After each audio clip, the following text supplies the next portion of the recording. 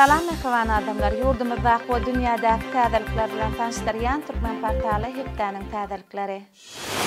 Türkmen portalyň Hepdäniň täzelikleriniň şu sanına. Türkmenistanyň prezidenti Kazan şäherine iş saparyny amala aşyryp, BRICS sammitine gatnaşdy. Türkmenistanyň prezidenti oba hojalyk gurunyň meselleri boýunça iş maslahatyny geçirdi. Aşgabatda Türksoy Agda Yurtlarynyň 2-nji teatr festivaliniň ýapylyş dawraty geçirildi. Aşgabatda OGT 2024 adly halkara maslahaty we sergisi geçirildi.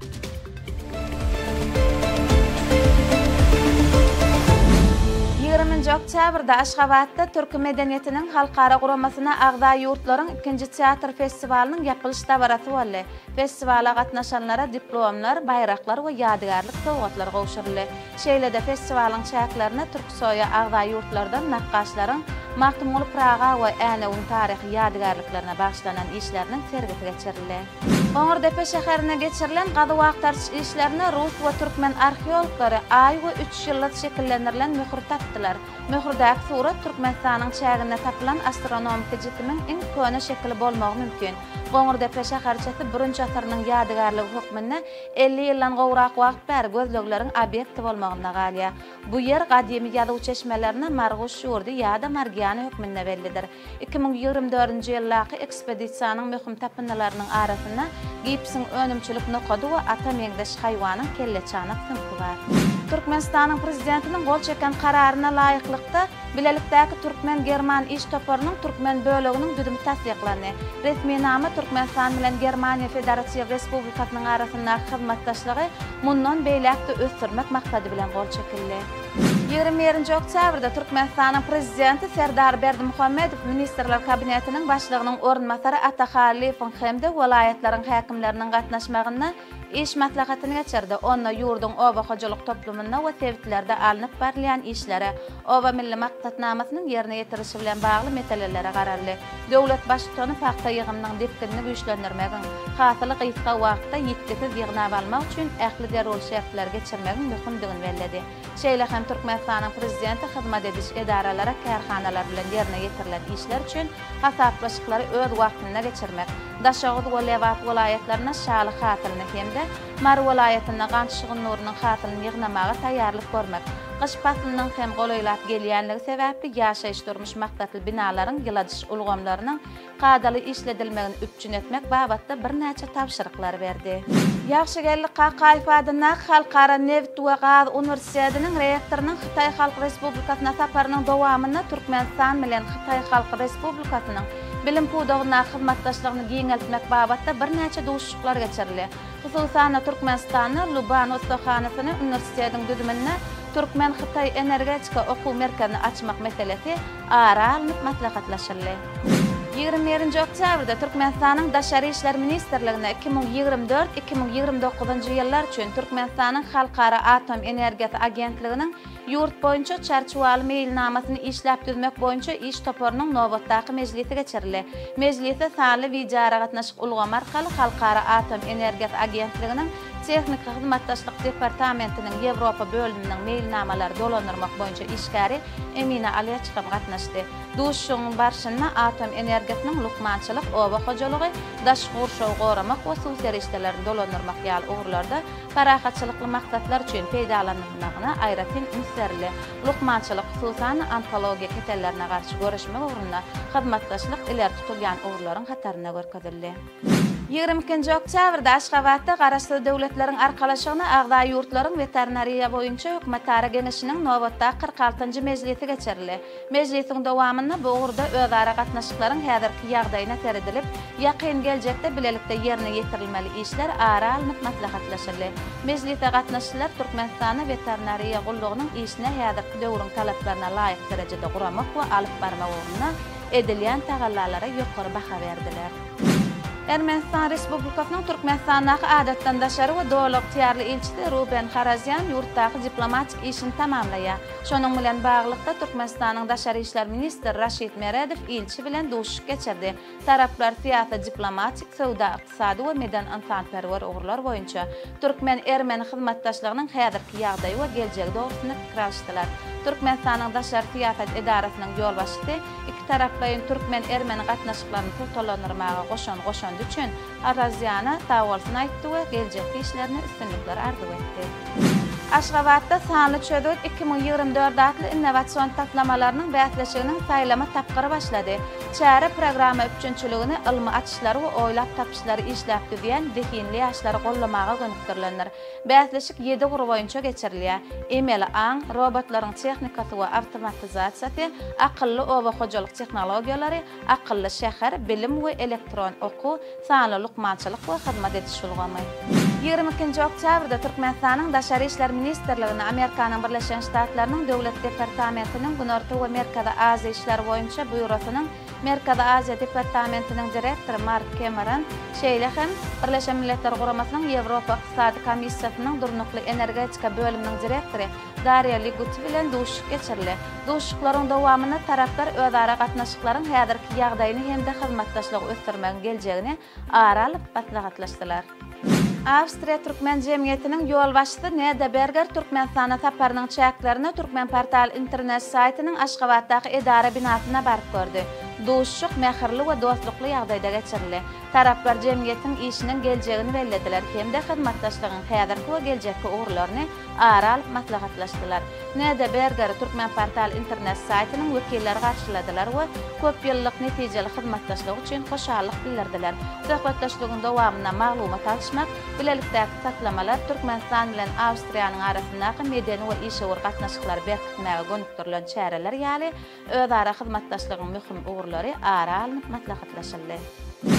Türkmenistanyň prezidenti Serdar Berdimuhammedow karara gol çekdi. Resminama laýyklykda Ahmet Gurbanow Ahal welaýatynyň häkiminiň ornmatary wezipesinden boşadyldy. 23 oktýabrda Türkmenistanyň prezidenti Serdar Berdimuhammedow 16-njy BRICS sammitine gatnaşmak üçin tapar bilen Russiýa Federasiýasynyň Tatarstan Respublikasynyň Kazan şäherine bardy. Döwlet başçysy Kazanyň halkara howa mendiline Tatarstanyň başçysy Rustam Minnixanow garşy aldy. 22-23 oktýabrda Astana şäherine Hazar deňzi meseleleri boýunça ýokary derejeli iş toplarynyň 9-njy ýygynagy geçirildi. Daşary işler ministrlikleriniň ornmatarlarynyň Hazar ýaka döwletleriniň dowlat tiýarly wekilleriniň derejesine geçirilen bu ýygnaga Azerbaýjanyň, Iranyň, Gazagstanyň, Russiýanyň we Türkmenistanyň wekilleri gatnaşdylar.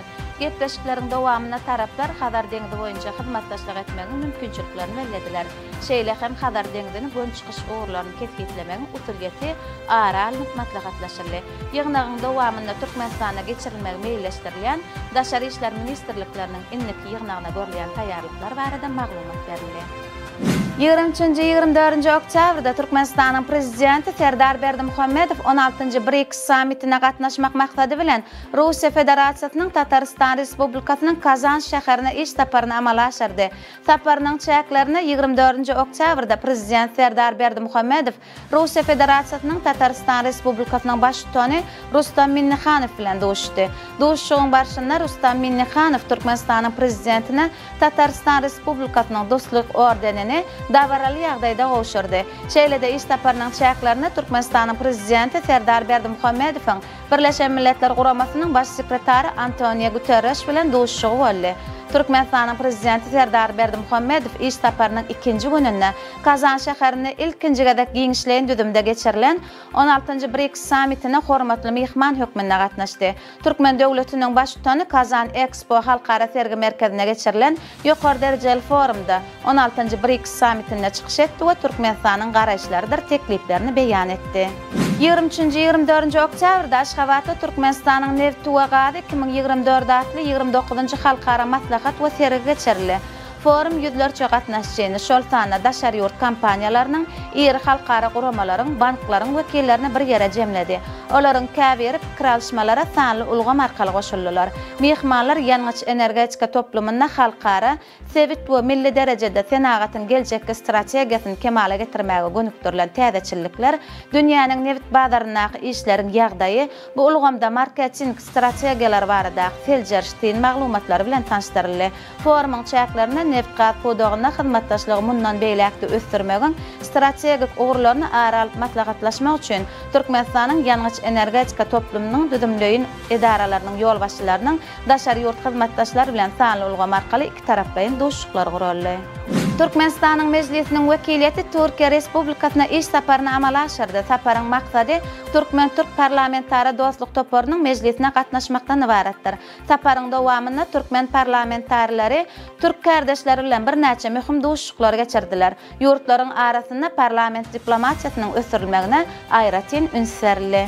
24 oktýabrda Kazanda Türkmenistanyň ministrler kabinetiniň başlygynyň ornmasary Bayramul Motievna Oradordiýewa şäheriň ýokarky jaýlaryny bilim alýan Türkmen talipleri bilen duşup geçirdi. Söhbetleşigiň dowamynda vice-premier talipleriň okuwunaky üstünlikleri, ýaşaýyş şertleri we daşary ýurt bilim ulgamyna, şeýle-de medeni gurşawyna uýgurlaşmagy bilen gyzyklandy. Duşuga gatnaşçylara akyllar şahir Maktumul Pragynyň goşgular ýygynnysy we ýadygarlyk sowgatlar gowşuruldy. 24 oktýabrda videoya gatnaşyk ulgam arkaly Türkmenistan bilen Meksikanyň Birleşen Ştatlarynyň arasynda ilkinji siýasy geňeşmeler geçirildi. Oňa iki ýurduň daşary siýasat edaralarynyň düzüm bölümleriniň ýol başçylary gatnaşdylar.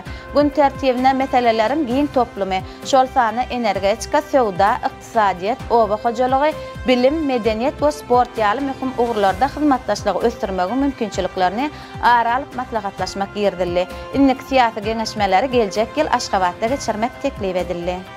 25 oktýabrda Türkmenistanyň prezidenti Serdar Berdimuhammedow sanly ulgam arkaly ministrler kabinetiniň nowatdaky mejlisini geçirdi. Onda döwlet durmuşynyň bir näçe meselelerine garaldy. Mejlise Türkmen halkynyň milli lideri Türkmenistanyň halk maslahatynyň başlygy Gurbanuly Berdimuhammedow hem gatnaşdy. Mejlisiň başynda Türkmen halkynyň milli lideri Gurbanuly Berdimuhammedow söz berdi.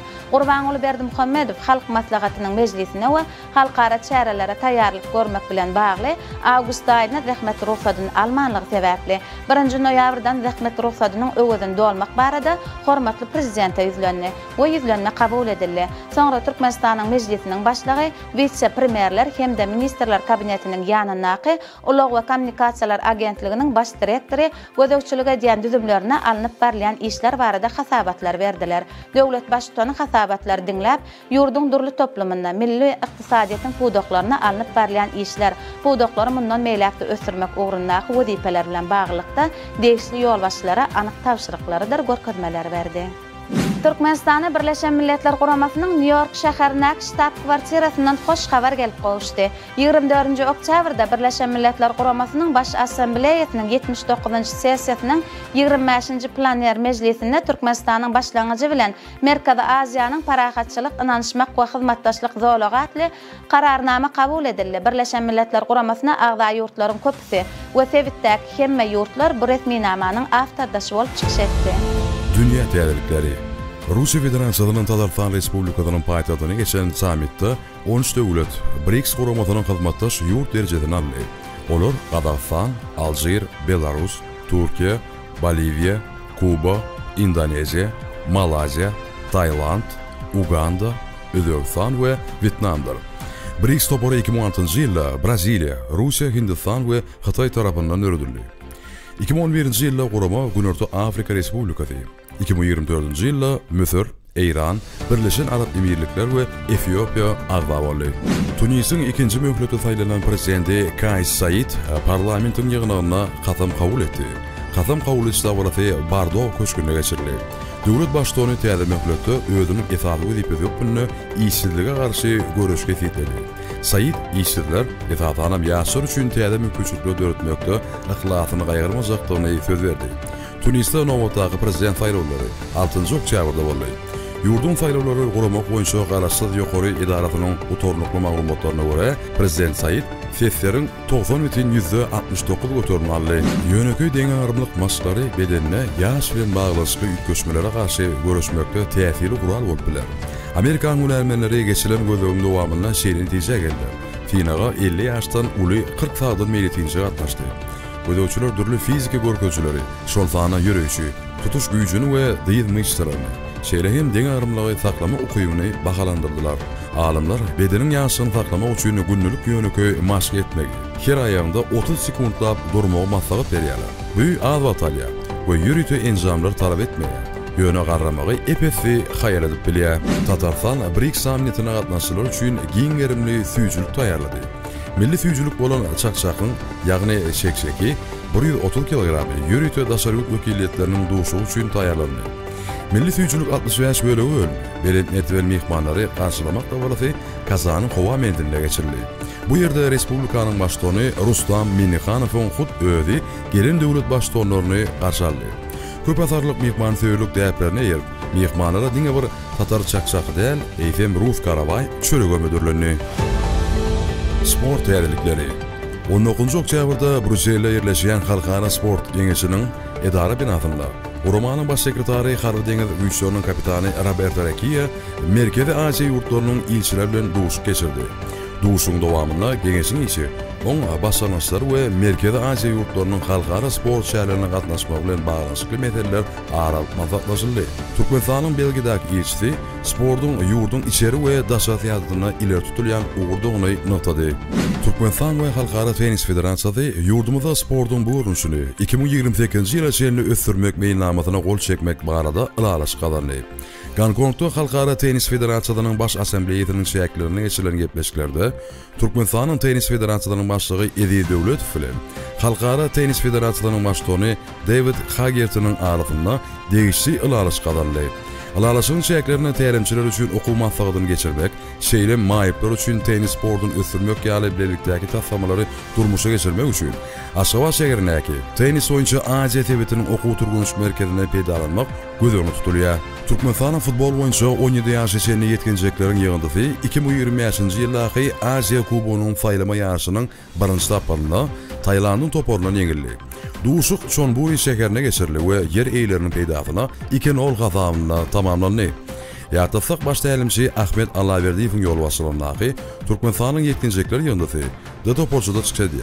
Oňa Hindistanyň we Bruneiň toporlary düşdi. Merhabalar, size yetirmezlen täzeliklerimiz şulardan ibaret. Ähli habarlar bilen Türkmen Portal web saytymyzdan dolugyna tanyşyp bilersiňiz. Ýatdan çykarmaň, Türkmen Portal siziň eň ygtybarly maglumat çeşmeňizdir. Sağ olun.